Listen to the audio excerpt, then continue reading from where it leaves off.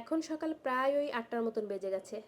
ঘুম থেকে উঠতে আমার একটু দেরিই হয়ে গেছে, তো তারপরেও বাসি যতটুকু কাজকর্ম সব কমপ্লিট করে নিয়েছি। সকাল সকাল মানে যারা একদম ভোরে ঘুম থেকে উঠে তখন কিন্তু হালকা হালকা একটু শীত করে, যদিও আমার বাসায় ফ্যান চালাতে হয় আরও অনেক আগের থেকে, বিশেষ করে তন্না শোনার জন্য। মনে হয় বাচ্চারা এমনই, ওদের গরম বেশি, একটু ঘামে বেশি। চারিপাশটা সকালবেলা এত সুন্দর লাগে, সামনে ওই যে আম গাছটায় গাছ ভর্তি করে আমের মুকুল চলে এসেছে। দেখতে দেখতে কিভাবে বছর ঘুরে আবার নতুন বছর চলে আসে। তো ভাত বসিয়ে দিয়েছি, ভাত হয়ে গেছে প্রায়। আর এদিকে আলু আর পেঁপে দিয়ে একটা সবজি রান্না করব, দুধটা জাল করব। তারপর আমি এর মাঝে আবার একটু রেডি হয়ে নিলাম। যেদিন তন্নাশোনার স্কুল থাকে সেদিন তো আর কি বলবো, সময়ের সাথে মানে দৌড়াতে হয়, তারপরেও পারি না। ওর পাপা তো অনেকটাই করে দেয়, ওকে ঘুম থেকে তুলে রেডি করে দেয়। আর মেয়ের যত বাহানা বা দুষ্টুমি সব তার পাপার কাছে, আমার কাছে মোটেও পাত্তা পায় না। আসলে একটু ভয়টয় না দেখালে একদমই কথা শুনতে চায় না।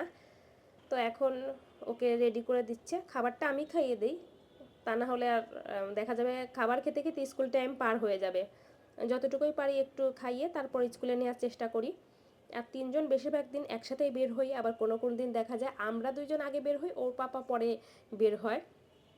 তো চলুন আগে এই ডিউটিটা পালন করে আসি।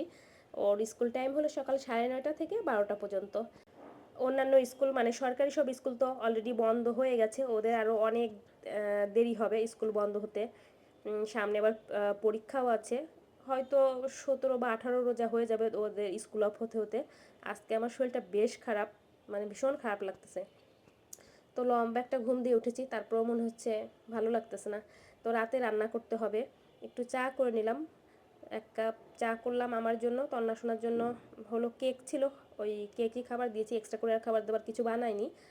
আজকে রান্না করব হলো মাছের মাথা, লেজ, তারপর মাছ, এটা হলো কাতল মাছ। আর এখানে ভাত বসিয়ে দিয়েছি, সাথে একটু ডালও রান্না করব। সকালে তো শুধু ওইটুকুই রান্না করেছিলাম, আর কিছুই করিনি। তো এতটাই খারাপ লাগতেছিল, আসার পর আর রান্নাবান্না করতে ইচ্ছা হয়নি, এর জন্যই এখন করছি। আবার রাতে রান্না করলে দেখা যায় ওকে পড়ানোর টাইম থাকে না, কষ্ট হয়ে যায়। এর জন্য রাতে আমি এমনিতেও রান্না করতে পছন্দ করি না, আর রান্না রাখিও না, মাঝে মধ্যে এরকম করতে হয়। তো বসে চা খেয়ে নিচ্ছি, একদম গরম চা তো আমি খাই না, একটু বেশ মোটামুটি ঠান্ডা করেই চাটা খাই।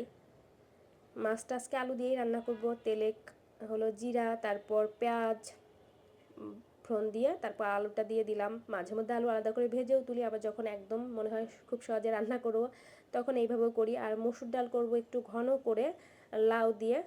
এই হলো রাতের রান্নাবান্না। এর মাঝে আবার ওকে হোমওয়ার্ক করিয়ে দিচ্ছি, না হলে দেখলাম দেরি হয়ে যাবে।